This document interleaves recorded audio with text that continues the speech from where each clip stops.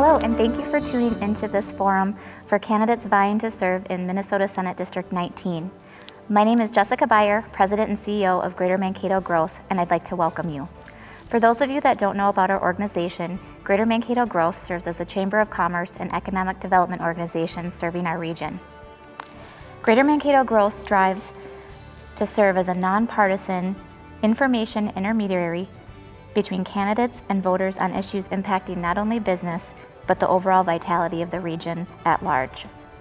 Elections are one of the most important and effective ways citizens can make their voices heard. By providing our members, as well as our broader community, access to the information presented in these candidate forums, we hope to enable them to make informed voting decisions. In addition to this forum, Greater Mankato Growth has hosted a series of forums for candidates seeking federal, state, and local offices, with one remaining yet in October.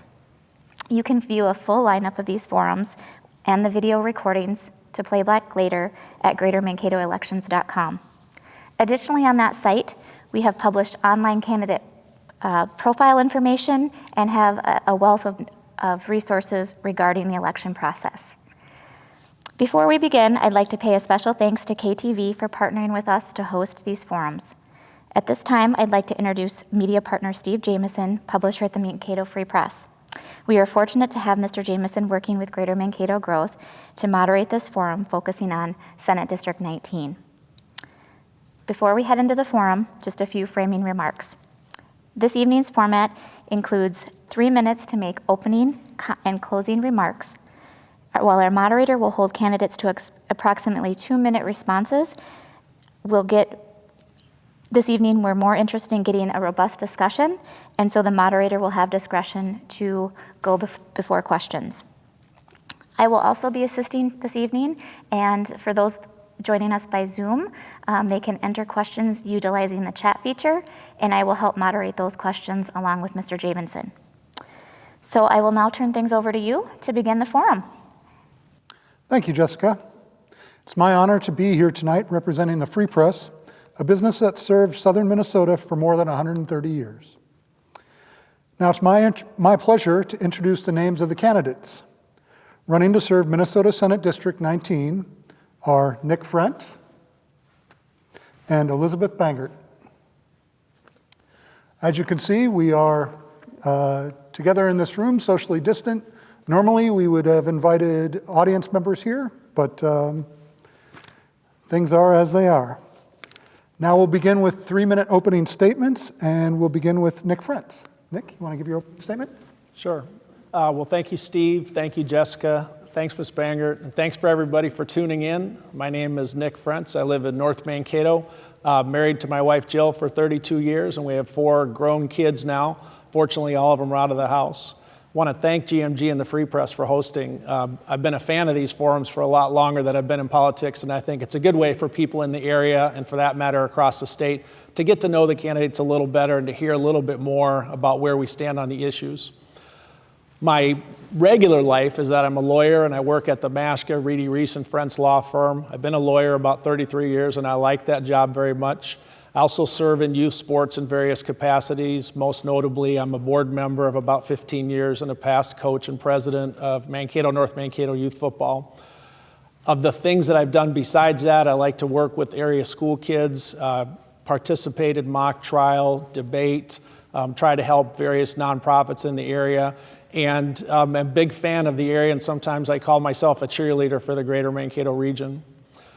In 2015, some friends of mine came and talked to me about running for the Minnesota State Senate. I liked the idea, I still do, and was proud to be elected in November of 2016 to serve District 19, which is roughly described as Mankato, Eagle Lake, North Mankato, St. Peter, all of Nicollet County, and parts of Blue Earth and LeSueur County. It's about 80,000 Minnesotans, and it's a fantastic honor to represent people there. I serve as an assistant Senate minority leader. I'm very proud of that. And I'm equally proud of the things that have been accomplished for our area, which GMG and the Free Press can take some credit for over the 4 years that I've served in the Senate. I'm asking for people to send me back to the Senate for the next term, and I'd be happy to talk more about the issues as we go through them tonight and the various things that I stand for and what I think is best for our district. I serve on the Transportation Committee, the Agriculture Committee, the Long-Term Care and Aging Committee, and 2 commissions, the Legislative Audit Commission and the Pension Commission. And they're all really, really worthwhile. And with that, I'll just say, looking forward to the rest of the debate. And thanks very much for having me. Thank you, Nick. And now we'll hear Elizabeth, your opening statement, please. Thanks again for hosting this debate, and I'm glad we got to do it in person. It's a little easier sometimes than Zoom. My name is Elizabeth Bangert, and my husband and I live in St. Peter. I am not a politician. I did not go to school to be a politician. By trade, I actually am a child care provider. I own a small nature-based child care center here in Mankato, and that's actually how I was introduced to the world of politics. In 2017, the Department of Human Services came after my small business for a child who fell from a 47-inch playground slide. I spent 3 months compiling public DHS data, over 3,000 pages, and took that up to the state capitol in 2018. I worked with Senator Frentz and a lot of others up there as well to try and find out what the rights of providers are and also why there's a child care crisis. What the data shows is that there is a clear issue and that certain providers are protected. So in the midst of a child care crisis, that's how I ended up there. Notably, what stuck out to me was I remember vividly standing up there and watching the Senate doors open, and all of the senators came out and all of these people rushed them in fancy suits. And this gentleman walking by stopped and he said, "Oh, you must be new. Those are the paid lobbyists."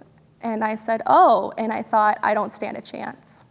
So I vowed not to take any campaign finance. There's a long story behind that we don't have time for. I'm opting not to take a salary or any benefits because this isn't a job for me. This is something that God has called me to do, and I am very focused on restoring our God-given rights and making sure that we, the people, are represented. So I look forward to this conversation. Thank you, Elizabeth. I'll start my first question with you. If you get elected, what will be your top 2 or 3 issues that you'll personally work to address at the legislature? I love this question because I feel like we often put things into silos.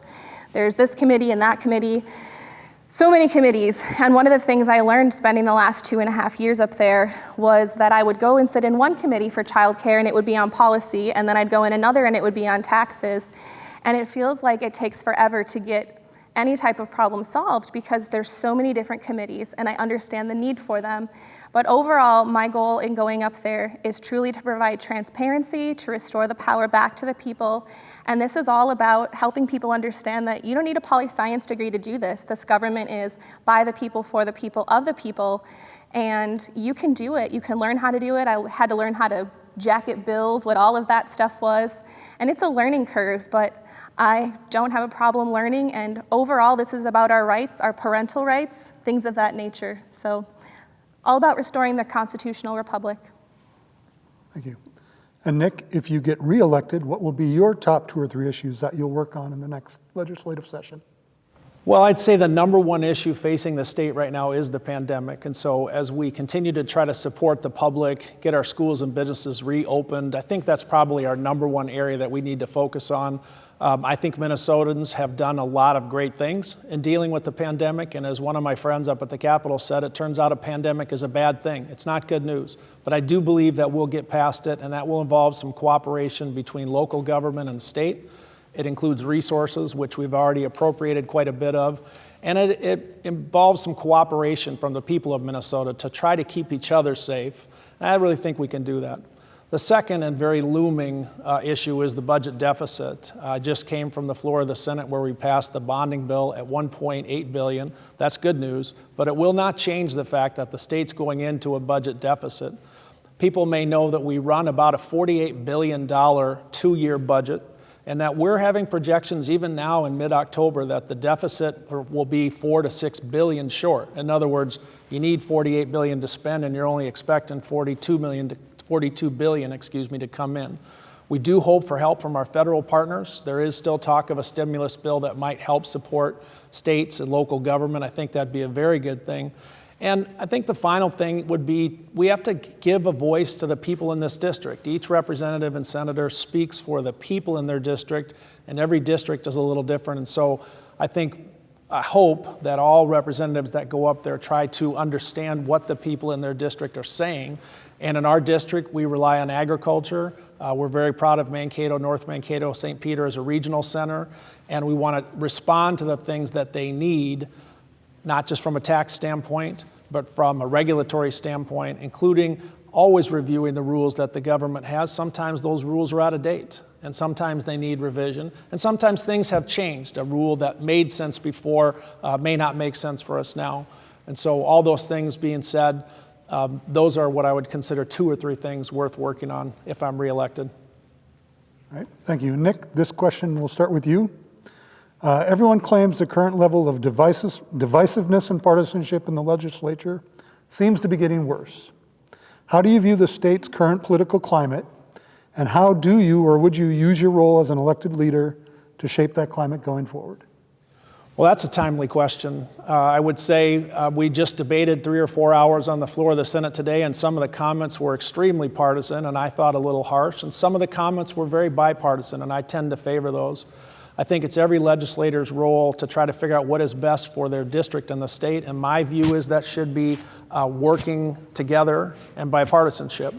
I can see where we are now is not every senator in Minnesota shares that view, and that's fine. Democracy allows for some free speech, and I'm okay with that too. I think what you want to do is try to build relationships across the aisle, first because it's likely to help legislation that's good for your area. For example, southern Minnesota is kind of a group of senators, and they're not all in the same party. But also, I think it's important to get the right perspective. You can't just listen to the people that agree with you, or you won't have the whole picture. And it's important to talk to those legislators that have a different perspective, or a different ideological compass, or a different district. If you don't take those voices into account, you're going to run into obstacles. You're going to have people vote no on the bills that you need, and you won't do a good job for the people in your district. I'd also say, this is just my view, that the country's coming to a bit of a reckoning on partisanship. I think most of the people in this district that I've talked to prefer less partisanship. And when I door knocked in 2016, one of the most common comments I heard was, "Why can't you compromise?" Now, I think what that means is people would like us to work together. And I will add as a final note, in the time I've been at the Senate, the senators who are more senior, who I think have been more successful and who get more done for their districts, tend to be those senators that are less partisan. And I can think of some examples, but I'll spare you right now. Thank you. And Elizabeth, if you're elected, how would you use your role as an elected leader to shape the climate of divisiveness? Well, I had the opportunity to learn that firsthand. Being up there in 2018, the Republicans controlled the House, and then in 2019, and of course this year, we had Democratic control of the House. And I would walk through the hall, and we had these giant omnibus bills that were hundreds of pages long, and some of the lobbyists, who you get to know if you're up there, I was a citizen lobbyist, but they would say like, "Hey, sorry to tell you, what you really spent 30 days up here trying to get through was just pulled because it was traded behind closed doors." And so I think if we get rid of omnibus bills and have a lot more transparency, which is actually constitutional in this state, that will solve a lot of problems. But I also just think in general, our government is bloated, like it is overinflated. A lot of the partisanship comes because people feel they've lost their freedom because, for example, in my industry, the state tells me how many blocks I have to have, how many large blocks, how many small blocks. I think that's kind of ridiculous. At the end of the day, I think there'd be a lot less partisanship if we had a lot more of the freedom back that we used to have. And we could honestly cut our state budget that way too if we had a lot less of these agencies honing in and coming in and doing things like counting blocks or fining people $200 for a stick in the yard. But what I intend to do is, my business is run that way. It is an open door policy, and people come in and have conversation and have a cup of coffee, and that's what we need to get back to, is the basics. But overall, I think there would just be a lot less partisanship if we had a lot less government. Thank you. Related to that question is, as much as the legislature seems to be divided, over the last several years, our electorate also seems to be much more divided along geographic lines especially. If you were elected, Elizabeth, how would you help to bridge the divide between the metro area and greater Minnesota priorities and create a vision that includes everyone? Again, another question that's pretty relevant to me. So one of the issues that I faced was going up there and talking about the Child Care Assistance Program. When you're talking about that, it helps families afford childcare. And what I noticed was on the 2014 rate structure, they have what are called clusters. And people say we need more affordable childcare all the time. Okay, well, there's 4 clusters in Minnesota. The metro area, for example, could have $400 a week for a reimbursement rate, and down here in outstate Minnesota, it's $100 or $200. So people feel like there's a divide, even though the cost of living might be different, the expenses are very similar. So honestly, I think a lot of that gets back to local control. Not everyone can go up to St. Paul like I could. There was a great sacrifice in doing that for me, but not everyone can do that. So if you bring things back to the local level, and again, decrease the size of government, we have systems like Greater Mankato Growth or other things set up in local areas where they can help do the work of those communities, and it's a lot easier for people to be involved. And at the end of the day, that's what's important to me is I ask people to come up all the time with me. They can't leave and drive 2 hours every day. So I think that would help bridge the divide and create less divisiveness for the people in each community. Thank you. And Nick, how would you help bridge the divide between Metro and Greater Minnesota priorities? Well, that's a timely question too, Steve. As we watch the state and the country tell ourselves that there's a divide between rural and metro, I push back a little bit. We're all the same. We're all cheering for the same teams. We're all from the same state. And I think there's too much of that, and I reject it as a narrative that we can't fix it. But one of the great ideas I had is that we were going to pass a law that said everyone from the metro area has to go to Greater Minnesota and ride on a tractor and visit some buffer strips. And that everyone from Greater Minnesota had to go sit in traffic for half an hour on 494, which on the worst days means you move about 15 feet.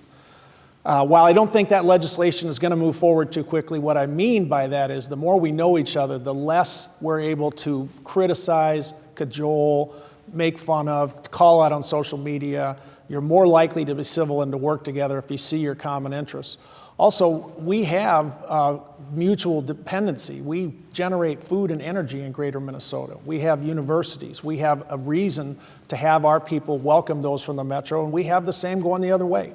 The metropolitan area is an economic driver. Their tax base is about 55% of the state's budget, depending on how you divide it, and we need that. And so we're looking for leaders that are going to draw us together. And I think we can do that. And speaking of rural and metro, an example that I like is the Highway 14 bill. I was the chief author of the bill in the Senate, even though Democrats were in the minority. And it had Republican authors, and that included the chair of the Transportation Committee's support, which is Senator Scott Newman, a Republican from Hutchinson. You can do it. You can be bipartisan if you're looking at the common interest of everybody. And I think the more those examples get called out, the more other legislators and the more other leaders will say, hey, rural and metro's something someone else told us. We're actually all the same. And finally, most people know that a large amount of the metropolitan population has family in Greater Minnesota. I mean, who's kidding who? We send a lot of our high school graduates to the metro area, and we're proud to do that. Let's remember where they're from, and I think it'll make it easier to get along. So as we all know, we're in a situation with COVID-19 is still a big part of everyone's lives, and business community is struggling. So I've got kind of a two-part question. First, and we'll start with you, Nick. Where do you stand on the extension of the governor's emergency powers in navigating the pandemic?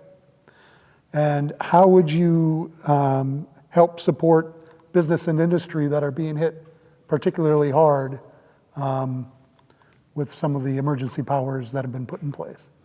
Sure. Well, I don't know that I think the big issue is who's got the emergency power. I think the big issue is what do those powers mandate? Where can we make choices that we can live together? The governor's offered to share the emergency powers, but the problem is we have divided legislature, so that my question from my colleagues in the Senate has been, okay, we give up the emergency powers. We need personal protective equipment to go to some part of Minnesota, and the House and the Senate are going to reconvene and immediately disagree, which they do sometimes. And so the emergency powers isn't so much a question of who's exercising, and I've heard the governor say, I'm happy to make a deal to share, but there hasn't been a deal that's made sense for Minnesota that allows for that speed of response on equipment, on testing, and on the public health. I think the second question goes to our businesses, and it's no secret I'm a GMG member of 25 years. I'm a small business owner myself. We have to get past the pandemic to get our businesses back healthy. That includes the issue of public health and a critical issue of consumer confidence. So until the public is ready to go back to our outstanding bars and restaurants in Mankato, until the public's ready to go back and shop and spend money, and until the public is fully reemployed, it's going to be difficult for us to get back to where we were, never mind the kind of growth that I think we can have. If I took the second part of your question correctly, what can we do? Well, as most people know, the federal government and the state government have distributed hundreds of millions of dollars to try to support loans to small businesses, to try to extend deadlines for property taxes, and to try to do things that are a short-term fix. I think we, again, want to have our federal partners provide stimulus money that can go directly to businesses. The difficult part is we have certain sectors which are in more trouble than others. I mentioned bars and restaurants. We're very proud of the bars and restaurants here, and that's a business where people congregate. Well, unfortunately, that's how the pandemic has spread sometimes, so that's not as good for them. There are other businesses which are thriving during the pandemic, and so it's not as easy as it sounds to target certain industries. But I do think the key is to get people off the sidelines and back working. We had a period of supported unemployment from the federal government. I was fine with that, but we can't incentivize people to not work. And so with some of the unemployment benefits, we created a reason for people to stay on the sidelines, and we're at about 8% unemployment nationally now. Minnesota always does a little bit better on those numbers. That too is a good thing. But I think we want to figure out how to get people safely back to work. And I'll just use this example and then I'll stop. We struggled a little bit to figure out how to return people to outdoor sports, amateur baseball, how to get fans back to watch high school soccer. But we did it. We know more about the pandemic and about the virus than we used to, and we can create safe conditions in most cases to get people back to work. By doing that and by continually testing and treating, we'll get past the pandemic sooner. And a good question for all of us is, what day is it when we finally declare we're back to normal? And I hope it's sooner rather than later, and our public health and business choices should be based on that. Thank you. Elizabeth, do you need me to read the question again, or you got it? I'm okay, thanks. Okay. So I am in opposition to the governor's orders. I believe that this is a land of the free, and we have personal responsibility to take care of each other. I'm a small business owner. I have not taken a paycheck for periods of 5 to 6 weeks so far these last few months, and my business will be closed by the end of the year if something doesn't change. There are a lot of grants right now, and there are a lot of strings attached, and I refuse to take them. I don't need the government deciding what I'm going to use $35,000 for. I just don't think that that's feasible, and people are put between a rock and a hard place, but the rock and the hard place for me is going into work every day and looking at my 7 employees when I know their families, and I get to decide if there comes a point where I'm already not paying myself, which one of them do I have to lay off first when I know where they live, I know who their families are, and I know their children. And I have to face that every single day. This is real. I understand the pandemic is real, but I also have people I know who've lost loved ones to suicide. People are losing their homes. I took the business logo off my car in case I have to sell it. Like, this is real. This isn't a game. You want to turn things around, you got to get people back to work, and you have to let them out. And we have testing, we have other things. We know a lot more about this virus. I closed my business for 2 weeks in the beginning before the governor even said anything, and I'm like, let's see what happens. And I waited until May, but we can't live in fear anymore. And I think most people are ready for that. You know, where there is freedom and there is risk in everything, but I choose dangerous freedom any day. Thank you. Now we're going to move into some budget and taxation questions, and we'll start with you, Elizabeth. What will be your priorities when it comes to taxes and spending? And if you believe the state should be spending less, what areas would you seek reductions? I love this question. Taxes. Minnesota is the land of 10,000 beautiful lakes and 10,000 more taxes. I could do so much more for my employees if I was not taxed in the manner that we are. And I understand that we have bills to pay, right? We have to balance the budget every day. That's what happens in the real world. And sometimes there's deficits or things come up.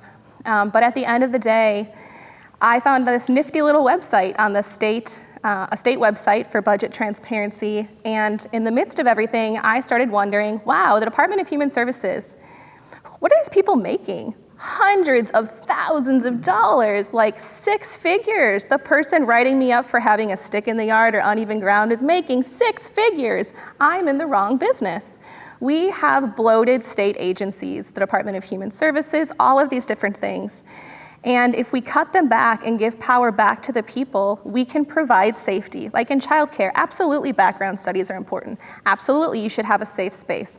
I don't think we need to be paying someone 60 grand a year to come in and count my large and small blocks. That's a bit ridiculous. So we need to look at a less government. Our government is too big. And that's ultimately why people are not happy, because they're paying for an overinflated government right now. And so we need to look at cutting these state agencies and actually look into what they're doing and addressing the issues. Thank you. And Nick, for you, what would be your priorities when it comes to taxes and spending? And if you believe the state should be spending less, what areas would you seek reduction? Well, first of all, thanks for the way you framed the question, because it's easy to say we're going to cut taxes. It's a lot harder to say, and I will cut this program and that program. What we have at the state legislature is 201 elected officials whose job it is to pore over every state budget and every penny of your tax dollar that's spent. And the current budget, again, it's about $48 billion for 2 years, comes from the decisions that those legislators made about how much to tax and how much to spend. And I've said this before, the hardest part of that process is also the best part. The state budget must balance. So if you want to spend money on an agency or on a road or a bridge or whatever, that has to be accounted for. Are you going to raise taxes or are you going to cut somewhere else? Where's that money coming from? To go to the heart of your question, Minnesota is in the top 10% of overall taxes, but in many ways is very competitive. And I say, as many of my business owner friends say, don't just ask what it costs, ask what it pays. We have some of the best schools in the country. We pay for those schools, but a good example of what I think we get is yesterday the ACT national scores were released. This is a group of states that require the ACT. Guess where Minnesota ranks on the ACT scores? Take your time. First, tops in the nation. Ask yourself and your families, what's that worth? Does it cost more to pay good teachers? Yes, it does. Do you want to cut teachers so that they get paid less? Because any economist will tell you you will get a lower quality of teacher. As for the regulatory environment, as I already said, I think we want to review all our rules, and we want to throw out the rules that don't work anymore, including the ones that never did work, and there are a few of those. We have tens of thousands of state employees, and I think if we're going to go up there and cut, and that's what a deficit may well mean, we'll have to look at the people and the budgets and what they provide, and we'll have to make some tough choices. Governor Wallace has asked all the agencies to prepare a proposed 5% cut to each of the agency budgets. I mentioned I serve on the Legislative Audit Commission. We had a hearing 2 weeks ago in which they talked about the possible cuts, and it meant staff cuts of 9 or 10 people, if that's what's to happen. First of all, those 9 or 10 people were on the call. So these are people listening to their boss talk about how those cuts might mean they lose their jobs. That's actually not that great for our state to have people out of work. So one of the things to consider is that the people that work for the state government also pay taxes. They also perform services. And if you cut them, you're going to lose the quality of something. And I think at the end of the day, I don't think we can raise taxes into a recession. I think that's usually bad economic policy. I still favor an increase in transportation revenue. We argued about that today. As many of you may know, we have not provided any additional transportation revenue on an annual basis. Greater Mankato Growth deserves a lot of credit for the survey they did 2 years ago talking about how to fund transportation. We can talk about that at some other forum. But other than that, I don't think we need any new taxes, which means we'll probably be doing some cutting. A little bit of good news on the tax question today for our small business owners and farmers. Included in the bonding bill, which passed earlier today and now will be signed by Governor Wallace, was Section 179 tax conformity. And I see Jessica smiling there, and here's why. That conformity provides tremendous relief to our farmers and small business owners. It's got about a $200 million price tag. So in the scheme of $48 billion, it's not a ton, but it's going to be a big help and also takes the pain in the neck part of the conformity issue out. So we do some tax cutting. It's just a matter of you get what you pay for. And I think a lot of things that Minnesota provides for the people are worth every penny we pay. And I know some teachers who would say worth even more than what we pay. Thanks, Steve. I want to follow up on something you've both talked about, and that's regulations and the fact that there are a lot of them, and some of them may not be necessary anymore. And Nick, you said something along the lines of we need to look at all the rules and figure out which ones need to be thrown out. But whose job is that? Is that the legislature's job to be looking at all the rules? How do you go about making that happen? Well, first of all, we do have a commission, the Legislative Audit Commission, whose job it is to review programs, regulations, spending, and efficiency. And generally, they have a staff of a few dozen that do reports, about a 6-month turnaround time. And in serving on that commission, we are able to choose, look at Department of Human Services, or look at the Pollution Control Agency, or look at this budget, or look at this software. So we have some built-in legislative systems to keep an eye out on each other. We also can work on the executive agency. Of course, Department of Human Services is the executive branch. And we can make laws that, for example, say you can't count how many blocks are in a daycare center. I personally will vote for that one if I ever see it. I'm not sure where that rule came from in the first place, but never mind that right now. So that we have the legislature's ability to review. We have, of course, the executive branch, and they are hopefully constantly reviewing those rules. I think one of the things that you see is the squeaky wheel sometimes gets the grease. And so that those citizens of Mankato who take the time to come forward and come to the Capitol are more likely to make their complaints known or the suggestions they have to make things better. That's actually a very good thing. That's the voice of the people. But not everybody has time to come to the Capitol. Not everybody wants to email and wait a week to get an email back. And not everybody is willing to take the time. And so the people of Minnesota have a voice, the legislature has a voice, and I think the executive branch has a voice. And as a lawyer, I can say this, once in a while the judicial branch has a voice too. At the end of the day, we have the courts who can rule on constitutionality, can rule on whether regulations exceed the statutory mandate. So our system of checks and balances is in there somewhere. And is it perfect? No. But there are a lot of legislators, this is good news too, a lot of legislators for whom the regulatory environment is their number one focus. You should see them. They run around looking at every rule and trying to figure out which ones they can explain and which ones they want to get rid of. And I think that's a good, healthy part of the system. Elizabeth, how would you answer that question? Because that was quite the answer. I spent 2.5 years up there, and I did get a rule changed, but it wasn't me. Buckle up for this one. You can use water bottles now in a child care center, but someone else came up for that one. Whoop-de-doo, Basil, literally. This is out of control in this state. There are far too many rules, and at the end of the day, we need to start making some cuts, major cuts. Why do we have rules to begin with? Well, the data I have shows that they're used to push certain people out and protect the campaign finance donors. And that's a bipartisan campaign finance donation, which again is why I'm not accepting campaign finance. At the end of the day, whether or not there's a commission or whether or not you go up there, to me and from my perspective right now, it's about who has the money. And I don't have the money, so I can't play the game. And that's disappointing to me. So if you want people to truly go up there, you have to show them that their voice matters. And I feel like a lot of people just feel that they're left out right now. So I would try and get the people involved a lot more at a local level. There is a local legislator who sat down and went through some rules, but then you gotta go up there and meet with people who write the legislation. And at the end of the day, you could meet a lobbyist in the hall who says, sorry, not sorry, but yours got cut. And mine's in this omnibus bill. So less is more, less regulations to begin with. Nick mentioned, thank you. Nick mentioned transportation a little bit ago, and I wanted to ask a question about transportation. Do you think we need to be spending more money on our state's transportation system, and do you see any challenges there? And if so, what are they? I believe the challenges are what types of transportation and whose responsibility it is. I mean, I've been in Minneapolis and St. Paul, and I see the empty trains driving around.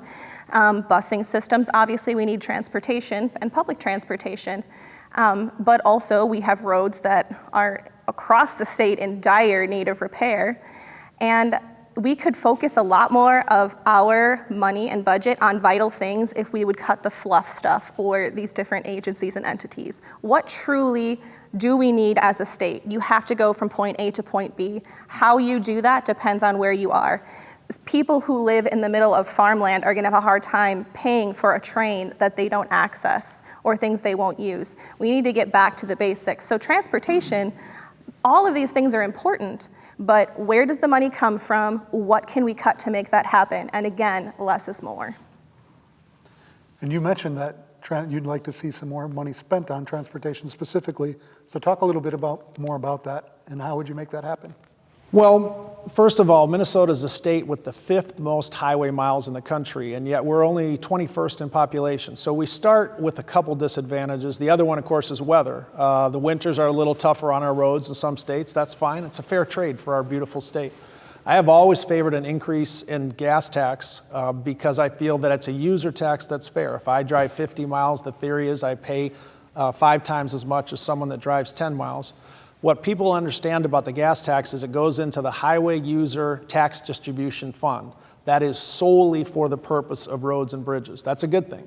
It's a dedicated fund, and maybe the way most people look at this is there's not much argument amongst county engineers, MnDOT directors, that we are well behind in transportation funding. And if you want a good indicator, several states in the Midwest over the last 2 years, several run by Republican legislatures, increased their gas tax. And the reason is it's actually more expensive to not fix your roads and bridges. And so we look for ways to try to save taxpayer money. And just like you wouldn't want to let your roof go as it starts leaking until it collapses and destroys your living room, you want to fix that roof, you want to fix our roads. And there's very little question that we need more revenue to do that. A side note I can't resist is that today in the bonding bill, there was about $600 million for local roads and bridges and transportation projects, including rapid bus. So there was some borrowing for that. The only concern I have about that approach is, depending on who you talk to, we're $600 million to $1 billion short every year for our roads and bridges fund. And you can't just borrow every year. You can't borrow your way out of it. And so bonding proved to be a source of some new revenue now, and that will be good for local roads and bridges, including townships, which are a big part of Senate District 19. I do not know that that's a long-term sustainable plan. Keep in mind also, we foresee a transition to electric vehicles in the next 25 years or so. How are we going to incorporate new revenue for an electric vehicle when they don't burn gas, and how will that go into transportation funding? I guess we'll see. So Elizabeth, Nick mentioned a gas tax increase. How do you feel about that? Taxes and I cannot be friends like that. I think it's really challenging in outstate Minnesota to expect people to pay a gas tax. And then you have people who have different, again, I know if you have public transportation and you live in the city, that's one thing, but taxes are not the solution. We are overtaxed in this state already, and that's just not something I'm in favor of. Again, we can cut a lot. Go to the transparency website, Google that. You'll be surprised what's in that checkbook. Nick? Thanks, Steve. One quick point about the gas tax. I don't have to have a gas tax increase. I'm just calling attention to the fact that we're short of revenue. But as long as we're talking about it, I hope folks understand the gas tax is a fixed 28.5 cents per gallon. It has not changed since the decade before last. And what that gas tax buys today is a whole lot less than it bought when we enacted it. And so there's no inflator, there's no elevator. Minnesota taxpayers are paying less in inflation-adjusted dollars, and that's why we're getting less roads and bridges. All right. I'm going to move on. Topic that I think Elizabeth will appreciate. Over the past several years, there's been growing concern about the lack of availability of childcare in greater Minnesota, especially here in Mankato and the surrounding communities. Many community leaders here see it as one of the primary obstacles to developing a strong workforce and creating economic growth. So what is the state's role in addressing the shortage of childcare in greater Minnesota? And are there policies or programs that the state should adopt that would increase the supply of childcare? And Elizabeth, we'll start with you. What a fantastic question, something that's in my wheelhouse. I don't claim to be an expert on everything, and I don't think that anyone should. But as a child care provider, I have lots of experience with this. The Office of the Legislative Auditor released a report in 2018 that is 144 pages long. It says there is no consistency or oversight in the child care assistance programs, as well as a parent aware program, which is kind of a school voucher type system for child care. And again, if you go back to the data that I have, there are these certain group of people who are protected, and they happen to have the highest, all of their clusters for these programs are the same, down to the penny, and they're the campaign finance donor.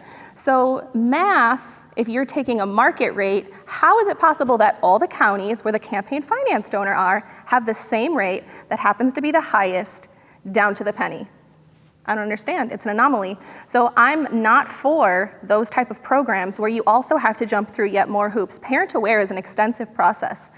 I've done it. I was a 4-star Parent Aware rated center. I wrote my own curriculum. The state approved it. It was one of less than 10 to be approved. I got out of that program because I understand a lot more about the bond system. I understand a lot more about human capital performance bonds, and that's going like a deep dive that we don't have time for, but we need less government regulation. And again, that's a silo. Why can't people pay for childcare? Because health insurance is so expensive. Well, why is health insurance so expensive? We have to take a much higher look at things and zoom up and out instead of this silo-based approach of looking at this and this and this separately. It's an entire package deal, and that's what we need to get better at. And Nick, how would you address the child care problem in the Sure. community? Well, it's a problem that we can identify one way, which is we lost 3,000 in-home providers over the recent years, meaning we had 11,000, we went to 8,000. Those are all providers that were helping families with taking care of kids while they went to work, and they're all gone. It's a problem that has a greater Minnesota resonance too. We have a greater struggle providing child care in greater Minnesota. Obviously, the density of the metropolitan area makes it a little easier for child care providers to work. Here's a couple things that we have talked about, and I want to start with Parent Aware. Parent Aware is a program that was designed to try to identify the providers that were providing a safe and constructive environment. There are complaints about it, and there are more complaints about it in greater Minnesota child care providers than there are in the metro. I'm not judging better or worse, I'm just saying there are legitimate questions about that program.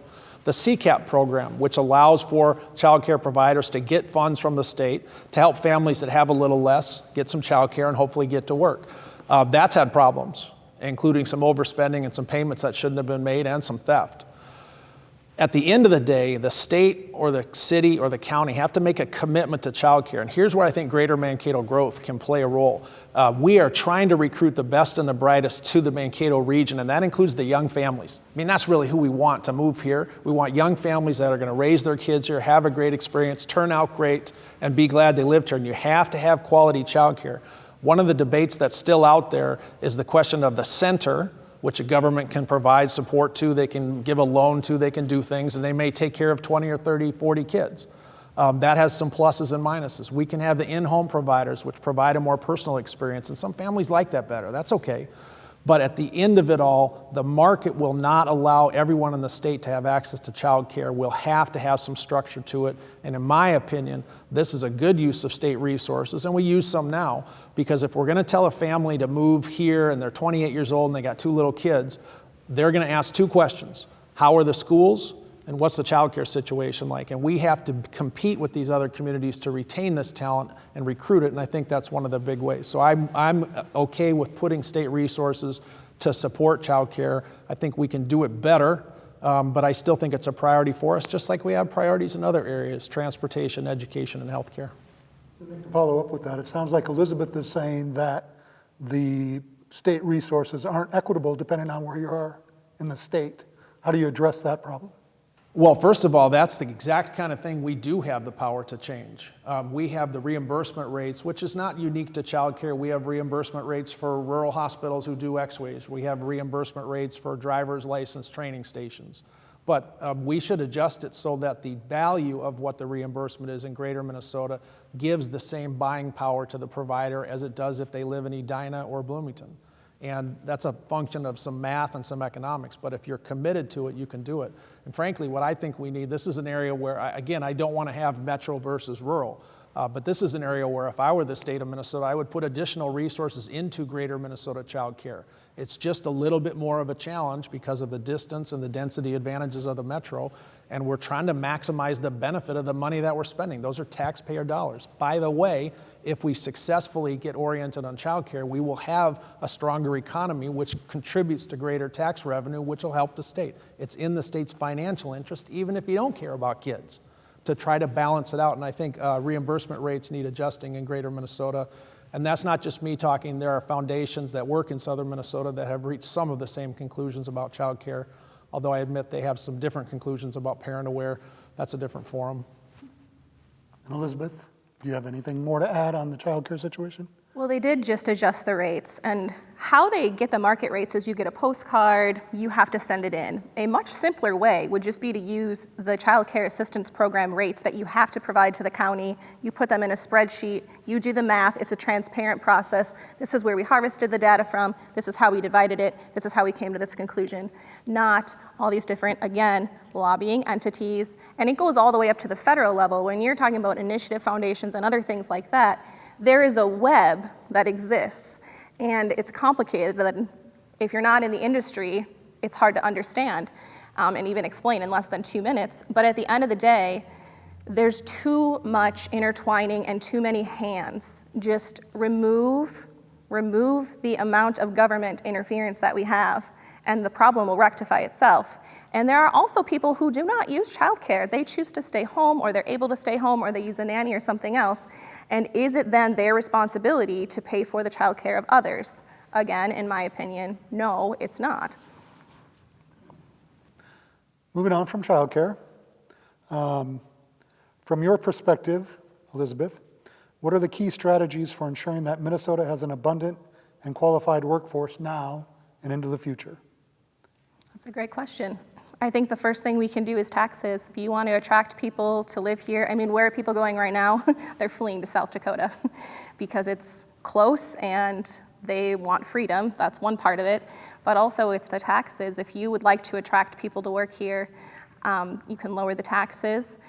You can look at, there's a number of different things. Housing, affordable housing, and by affordable housing, I mean the ability to own and purchase a home. Apartments are one thing, but then you have the situation of those people do not have equity, so then they're at a disadvantage of you can't borrow equity to open a business or something. Any type of incentives where you can make affordable housing, again, for home ownership, lowering taxes, giving people more freedom, and showing that we are truly a state that supports small businesses and getting the tentacles out, similar to childcare. Childcare providers don't want to open. They know, they talk, they hear from people that it's a hot mess, quite frankly. So that's part of it. If you restrict the regulations, you lower the taxes, you make homeownership affordable, and you attract people that way, we have an amazing state. We have so much here to offer, but you have to want to live here, and taxes and other things are currently detracting from that. And Nick, what would be your key strategies for ensuring that Minnesota has an abundant and qualified workforce now and into the future? Well, before we had COVID-19, I would say that was one of the top 3 issues for Greater Mankato Growth members is workforce and workforce development. There's a couple strategies, but first let's take a little bit of credit. The educational system that we have here, the K-12 and the higher ed, it's good. It's really good. We have something to be proud of there, and the workforce that we develop is, again, one of the reasons I think the Mankato area has been successful. They come here for, among other things, the schools. So workforce development starts with the level of education. Also, we want to continue to partner with industry. We want to have programs in the high schools and in the college that allow students to consider a path besides a 4-year degree. There's a lot of students that have a fit that's just a little different than 4 years, and I think that's fine. We've seen a trend upwards to 4 years, upwards in the number of people that have a 4-year degree, but that's brought with it college debt, and it's not a good fit for every student. And I think finally, we're asking ourselves, where are the workforce of tomorrow? And this is something I feel very strongly about. One of our successes here has to do with a welcoming and diverse community. There are no communities of color, no ethnic communities who say, I wouldn't move to Mankato, it's rough there. We are proud of the Diversity Council here, and if you look at the demographics, the growth in southern Minnesota has a lot to do with communities of color, and you don't have to be a demographer to see that in 20 or 30 years, people of color are going to be the majority of the people in this country. So we want to create an environment not only that is welcoming to them, but that they want to move to. And I think that we can do by continuing to have programs that promote diversity, which includes, by the way, programs that promote teachers of color. We want teachers of color to come and teach at the Mankato schools. We want students of color to say, hey, that teacher looks like me. And if they feel welcome here, they will invest in our community. They will open businesses. They will raise kids. They will pay taxes. And they're going to play on the state championship team for Mankato East or Mankato West or any of the other fine schools in the district. And I think that's what we're looking for, a workforce that leads to stability, safety, and economic development. If you talk to the top 10 employers in this area, I bet you workforce would come to near the top of their list for every one of them before COVID hit. And then I want to talk about a topic that we've been writing a lot about in the Free Press, and that's the affordable housing issue. What would you do to help make housing more affordable in our communities so that more people can move here? Is that for me? Yes. Yep, we're starting with you. Thank you.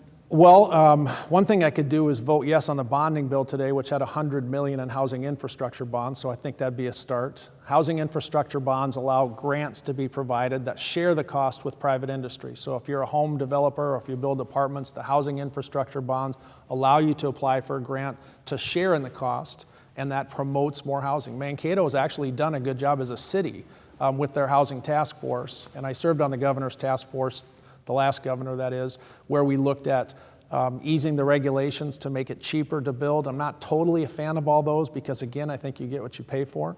I do think a public-private partnership is the right way to go. We want builders who have their own incentive. Capitalism is going to solve the problem quicker than any other system, so we want to have a reason for a developer to build an apartment complex, to build single-family homes. We want them to have a stake in it, but the public has a stake in it too. And one of the things we know about housing is it isn't just the roof over the head. Housing stability leads to better performance in school. It leads to safer, more stable neighborhoods with low crime. It has a number of benefits for the community as a whole. And once again, it's something that causes people to say they want to move to and live and work in a community. The problem is it costs money. In fact, the $100 million that I mentioned on the bonding bill for the housing infrastructure bonds, that was up in the air as recently as 48 hours ago. And so to borrow that money to spend it on housing, it's just like if you borrow money for a car. You know, that's fine, you get the car, but now you have the loan.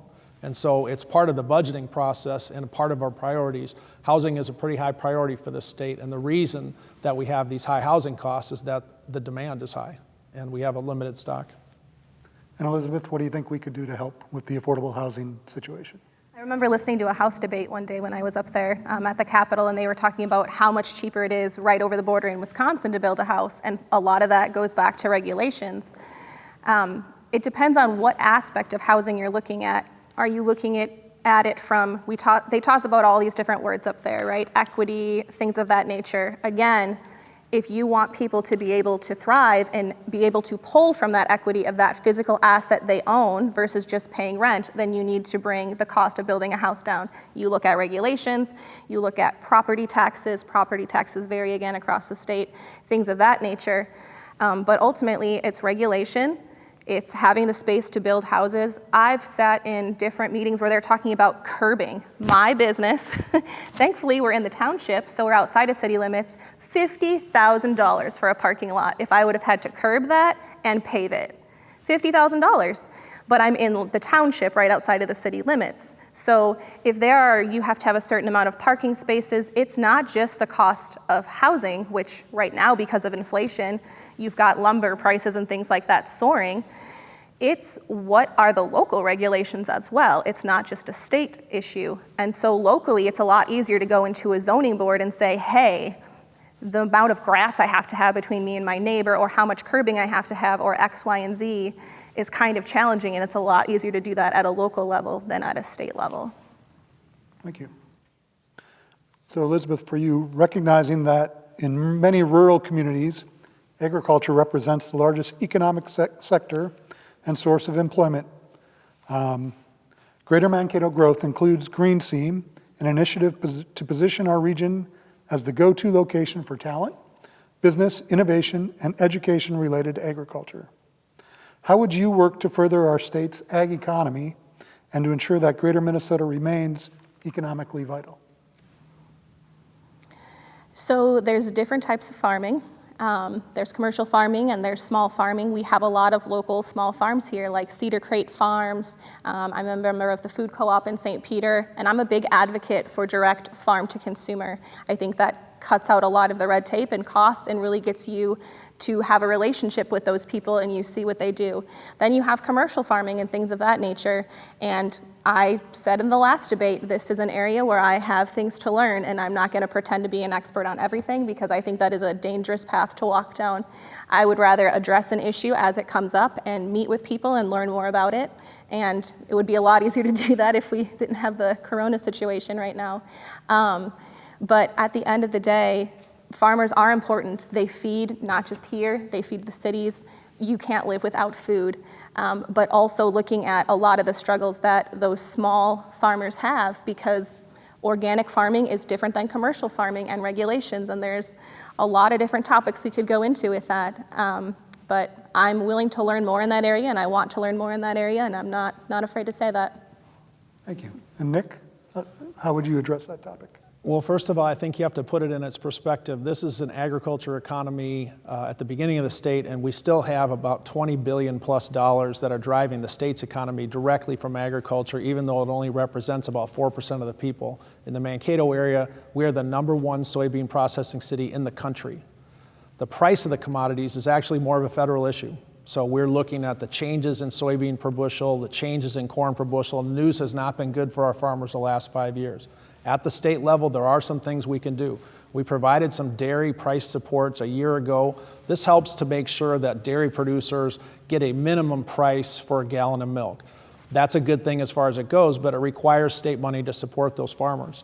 I think one of the things we have to do also is make sure that we do not overregulate these farms. If you talk about agriculture, we would say it's changing already without any government intervention. Perfect example would be 20 years ago, a farmer drove his combine, he harvested his crop, he was proud, he'd take it to the elevator and he'd sell it. A lot of those combines are run by a global positioning system now, stuff that they didn't think of 20 years ago, and it'll continue to evolve for the good of the economy.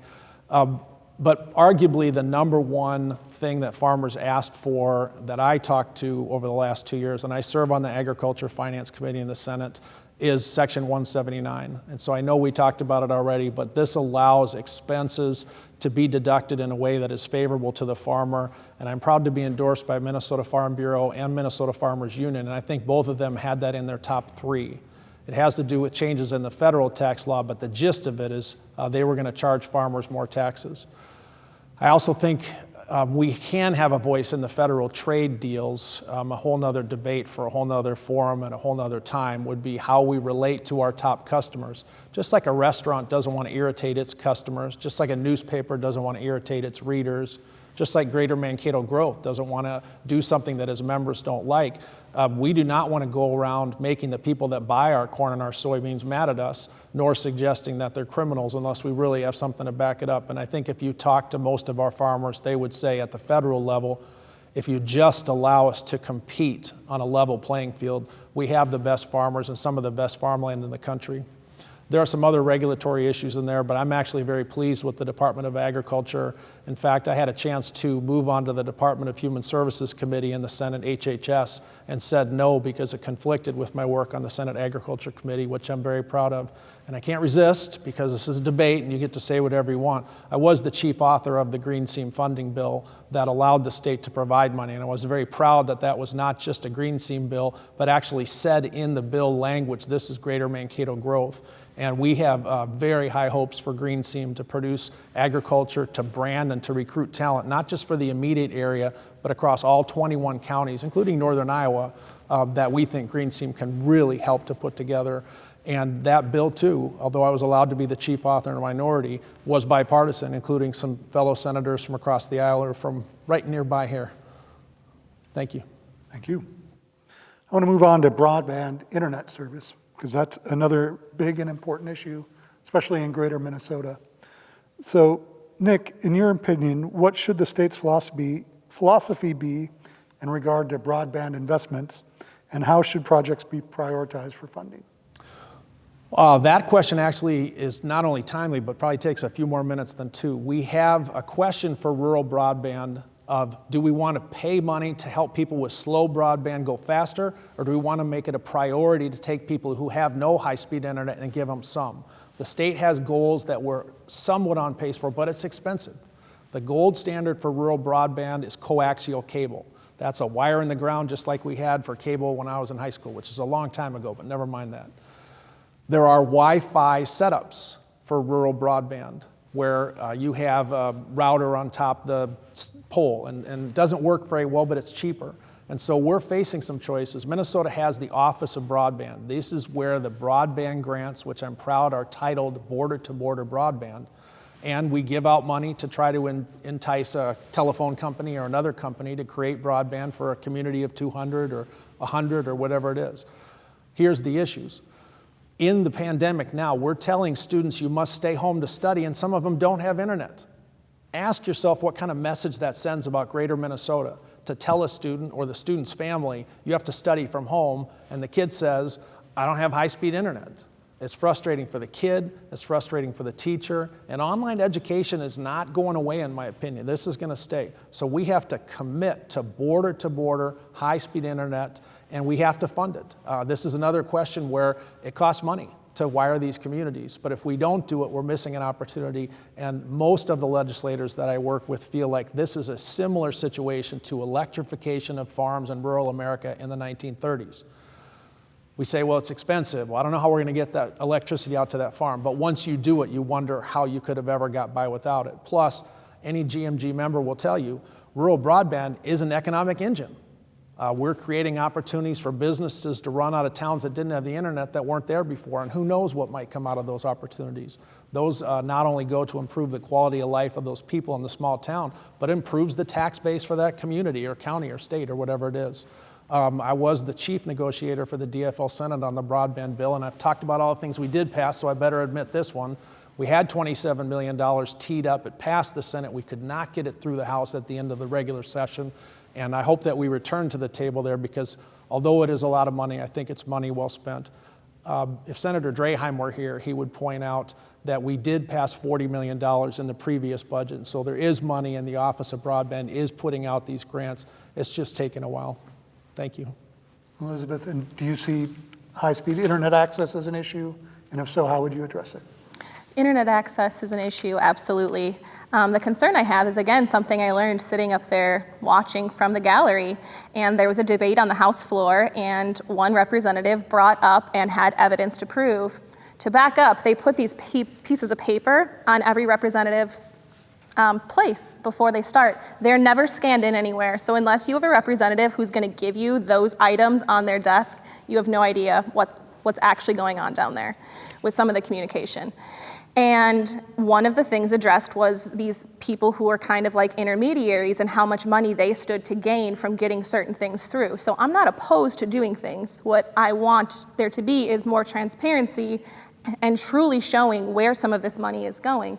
Because if you have less money going to different lobbyists or whoever stands to gain, I just want to look at the bigger picture. I'm not opposed to that. Obviously, children need internet to go to school. And the same goes for people who work. My in-laws live in a very small town, so I understand that very well. But again, I think we need to zoom out and look at all of it as a whole approach. So Elizabeth, for you, what strategies or opportunities should Minnesota be focusing on to help support business growth and retention in the future? Business growth. As a small business owner, I've learned a lot about small business and all of the different organizations that are here to help, like GMG or the initiative foundations, things of that nature. Honestly, the biggest thing is red tape.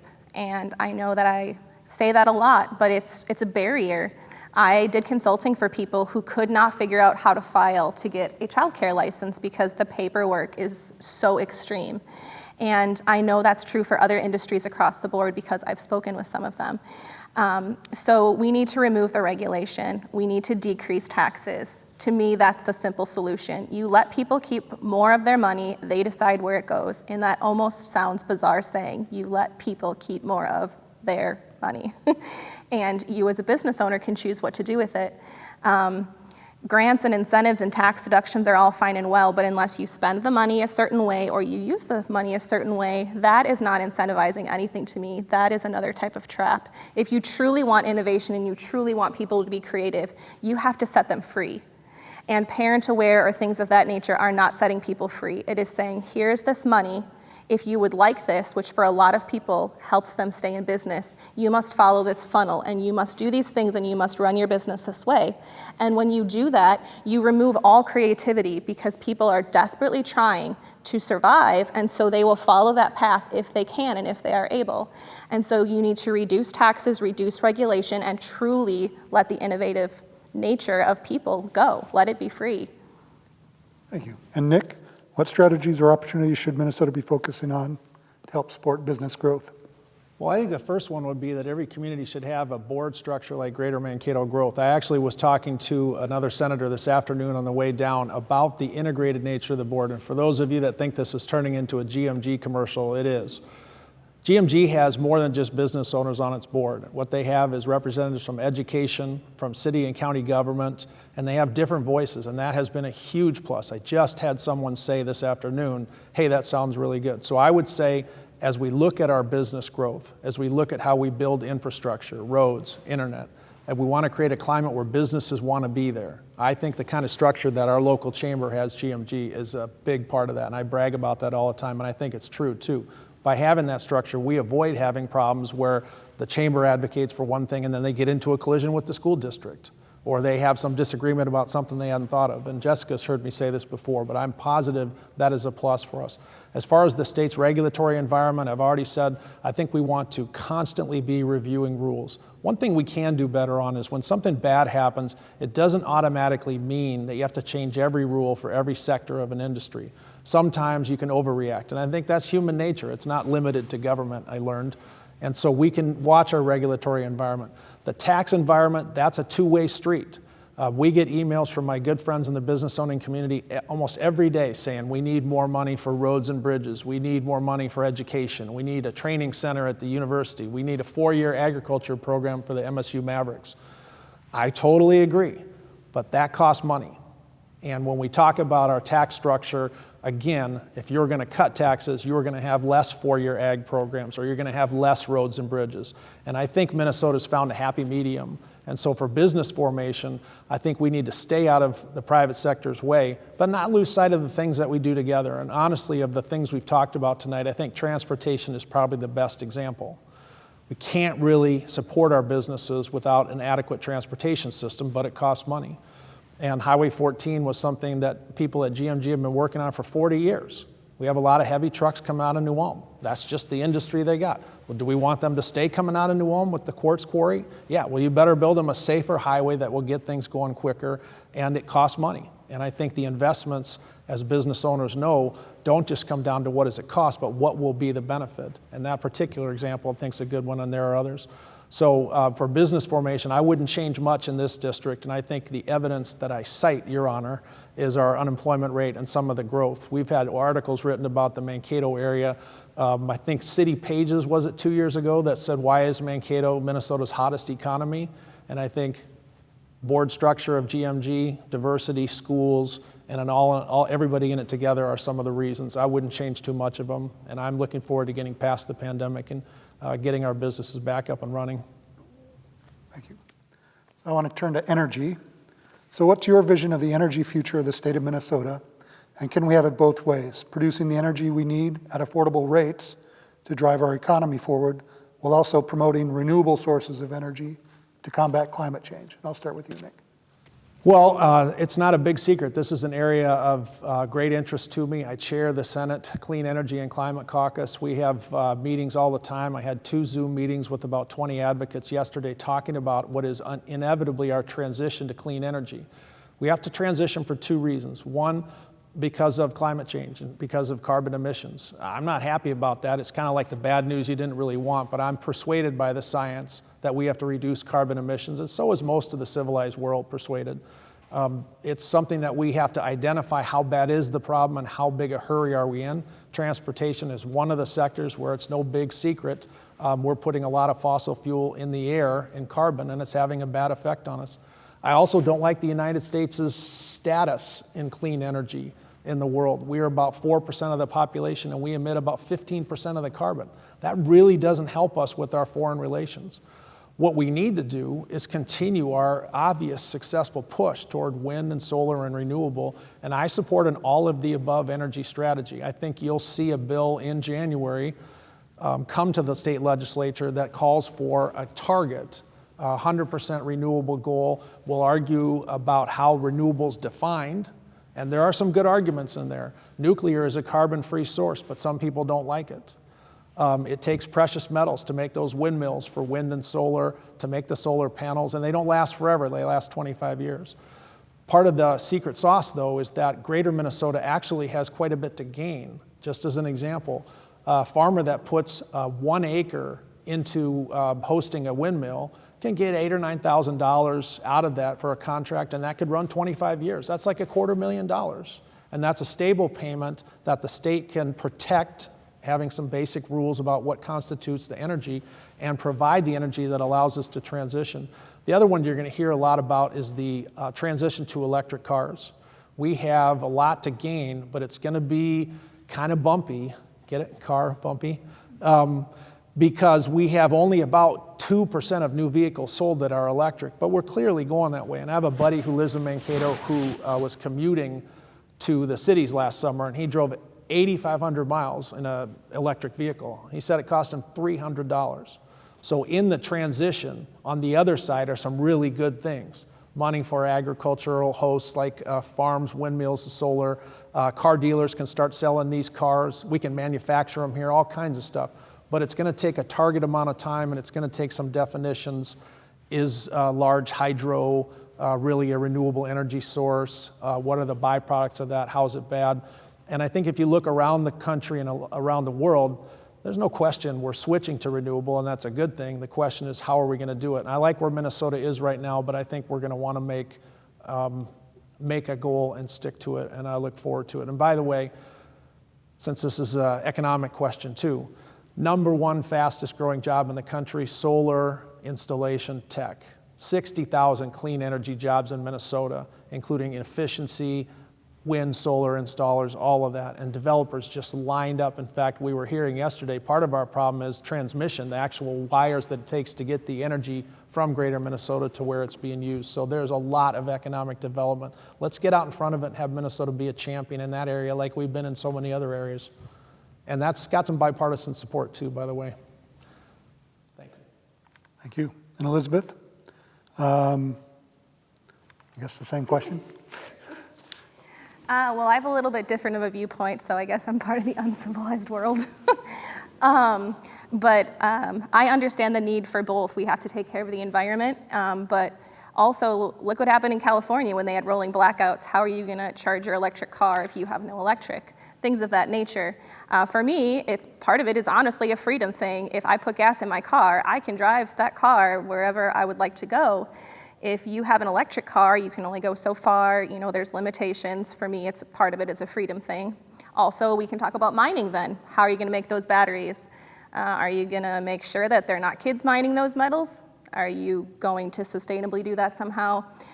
Because we know mining's a big issue in St. Paul right now, and I actually have a business on the edge of a mine. And I think it's a both and. When you talk about renewable energy or anything of that nature, if you're going to mine something, you have to be responsible for the people around you. And having been on the edge of a quarry, I know what it's like. All the state agencies just love me over there to deal with things like the MNPCA, the Minnesota Pollution Control Agency, and ensuring, again, that there's accountability if water's dumped back into an aquifer from mining or things of that nature. And it's not as simple as we would like to do X, Y, and Z. There are, how are you going to make the batteries? How are you going to recycle them? Where are those materials coming from? Are children mining them? All of those things. So again, I'm sure that that's a topic for a much larger conversation than 2 minutes, but that's the long and the short of it for me. You mentioned water briefly. Minnesotans appreciate the quality of our lakes, rivers, and groundwater. However, the effectiveness efforts to regulate both agriculture and municipal sources of pollution have been questioned. What would be your strategy to improve water quality in Minnesota, and how would you propose finding the right balance between environmental, agricultural, and industrial interests? Another question that I love. So another experience that I have being in the township is the mine that's right next to my business. And I sat through township meetings and learned all about mine permits, the Minnesota Pollution Control Agency, things of that nature, specifically pertaining to the water. And if you're mining, if it's going back into the aquifer, are you testing for things before it goes back in? Where are the testing wells? What happens if the state comes and says you have to have a new well? That's a different story for a different day. All sorts of different things like that. And there have to be regulations, but then they also have to be followed through upon and made sure that they're applied consistently and not found in the middle of a 400-page report that oopsie daisies, some kind of water was discharged. And I don't think that farmers deserve a bad rap. I don't think anyone intends to harm water at all. I think we can all do a lot to be more responsible, and this is a bipartisan issue. When you talked about bipartisanship earlier, I agree with Senator Frentz. I'm so tired of that. I'm just done with it. I want to get back to things. I don't think that we should not be able to talk about water because, oh, that's more of a D letter issue and that's where the R's are. We need to come together because the reality is for the people living in the township where I'm at, they care about their water there. And they should. Your skin is the largest organ on your body and water is important. We need to look at different things like that, but we also need to make sure we don't hurt farmers more. We're talking about farmers and tariffs and wherever people stand on that. We need to make sure that we do it responsibly, and we need to make sure that we come together. And to be honest, I think we could do a lot of things better if we would stop labeling this is more of an R area and this is more of a D area and just cut that out like the Federalist Papers intended when this country was founded and get back to taking care of business. Thank you. And Nick, how would you propose finding the right balance between environmental, agriculture, and industrial interests? Well, first of all, let's take a minute to look at the things that we've already done. Buffer strips was mentioned earlier. That's something where the state of Minnesota, somewhat in cooperation with farmers, but somewhat against their will, mandated buffer strips to be along waterways. The idea being that fertilizer and chemical runoff would be filtered through those plants. I think that worked, and we've seen some information out of other Midwestern states that has helped demonstrate that that's one way to make some progress.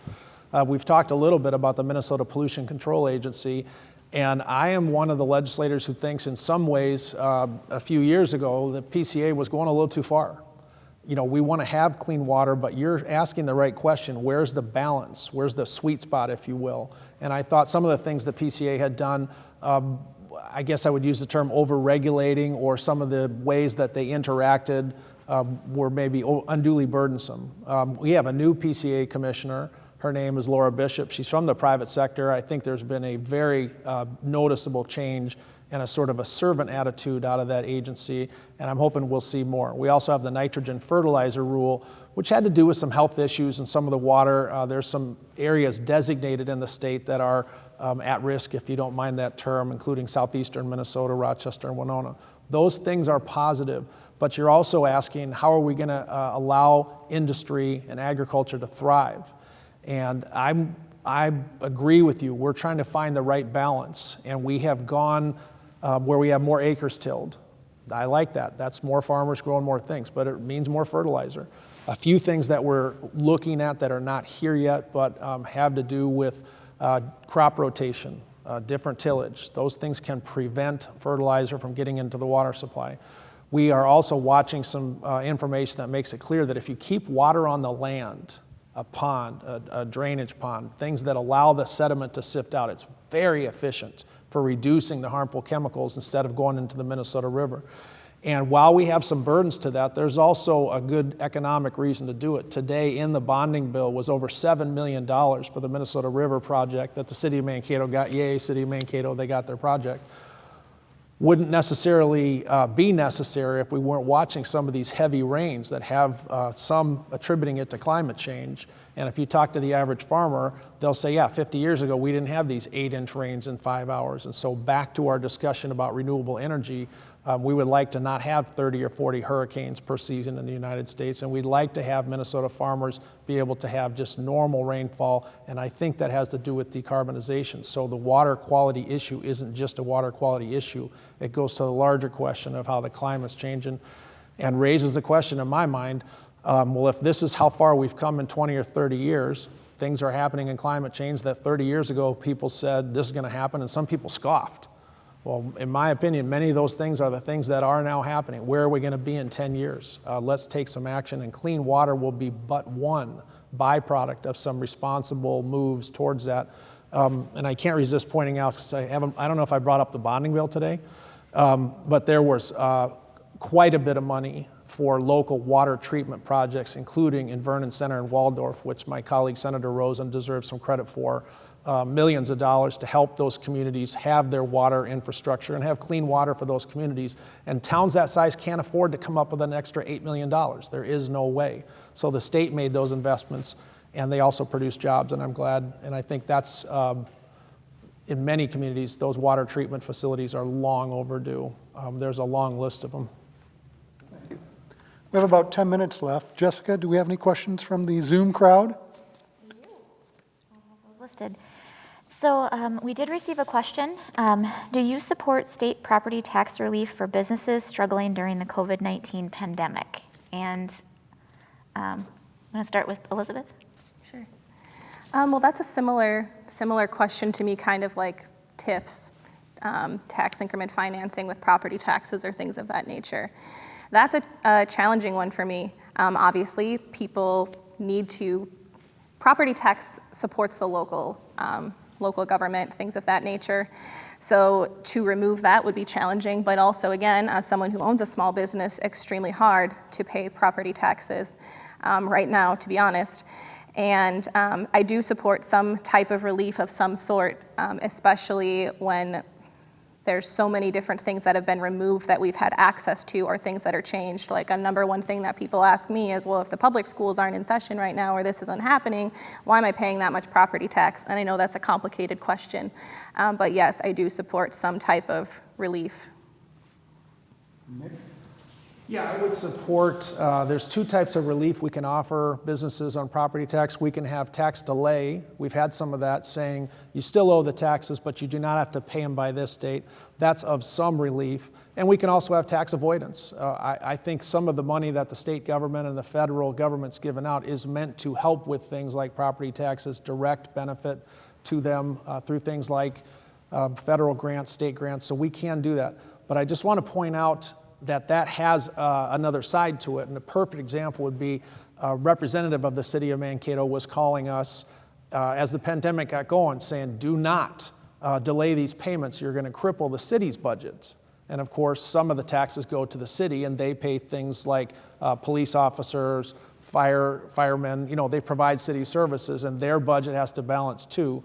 And so to the extent that the state or the city delay or allow avoidance of those taxes, you're back to the same question as before: what is it you're going to cut? And this particular example, there was talk about waiving some of the taxes, and the city of Mankato, one of their fine, talented representatives, was saying, you're going to put us in a bad spot if you do that. And the city, of course, employs people that work in various capacities, and those people have families too, and they don't want to get laid off, and yet the city must find a budget that matches to, and when you reduce revenue to the city, you run the risk of programs or staff being cut. Thank you. Jessica, next question. I did have a follow-up question. Could Elizabeth explain more detail on the human capital bonds with childcare that were mentioned earlier? That's a loaded question. I opened the door with that one. Human capital performance bonds are tied to the Federal Reserve.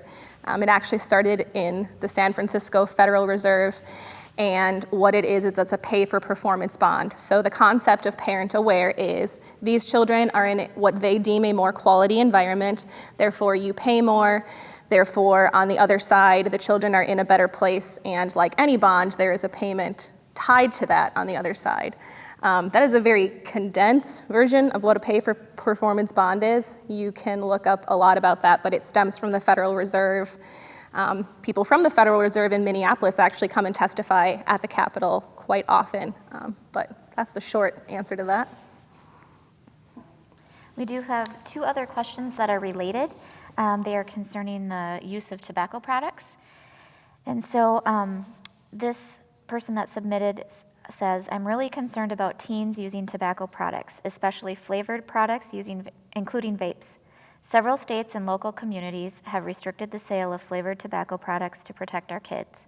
Should Minnesota restrict the sales of flavored tobacco products to protect kids from addiction?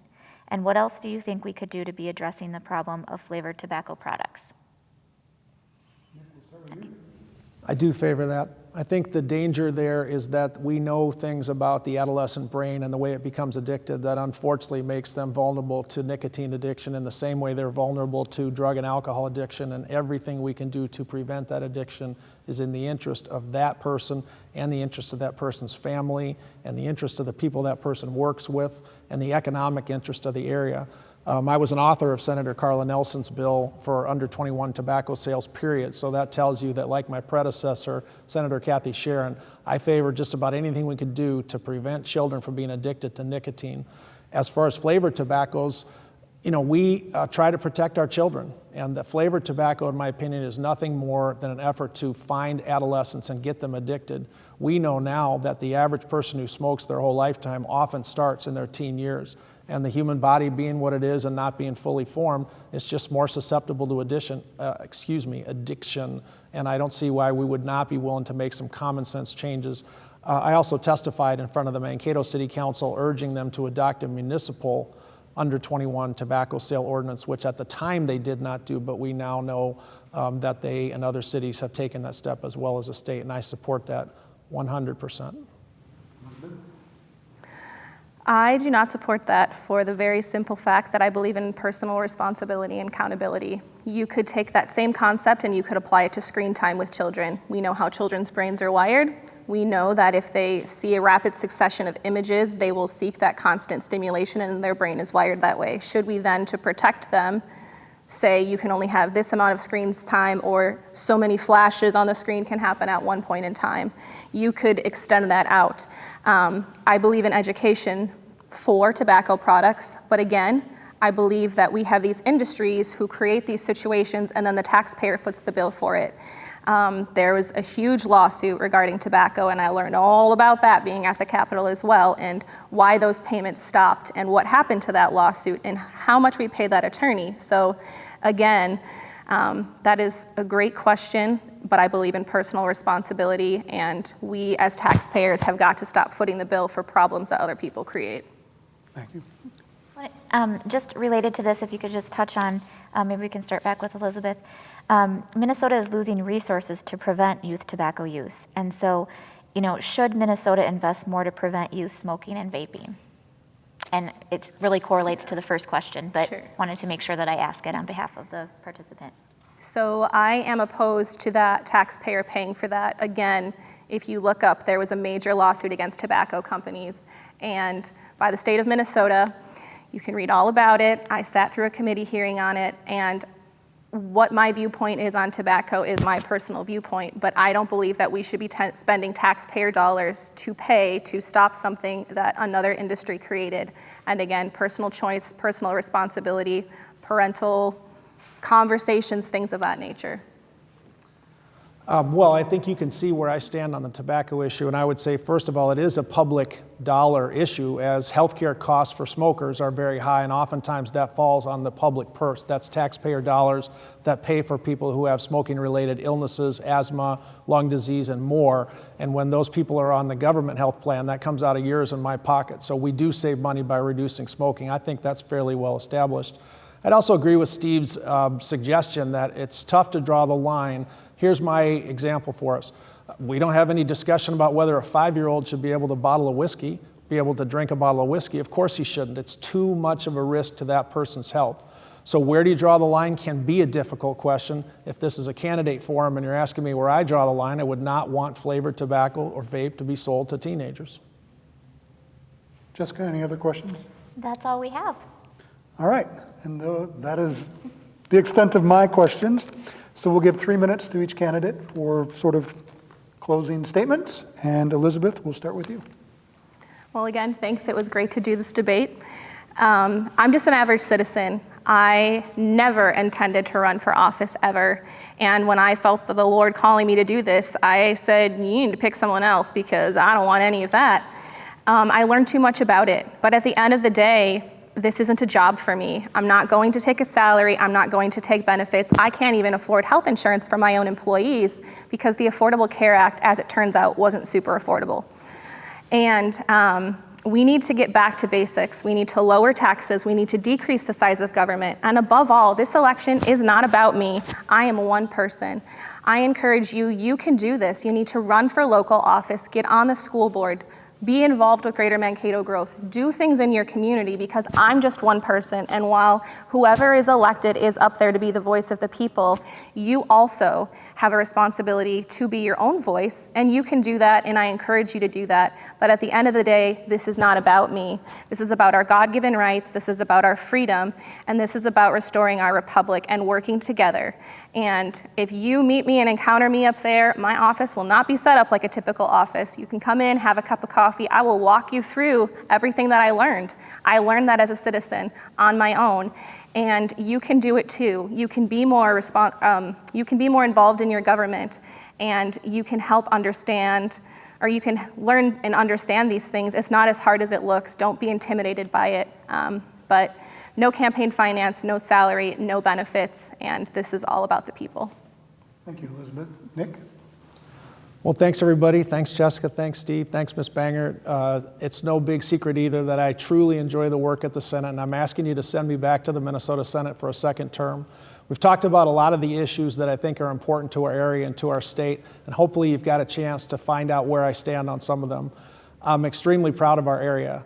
We do things here, in my opinion, a little bit better with a little bit more team spirit, and I think that's part of why we have some of the successes that we have, not just in our business community, but for our education, for our quality of life, and for our neighborhoods.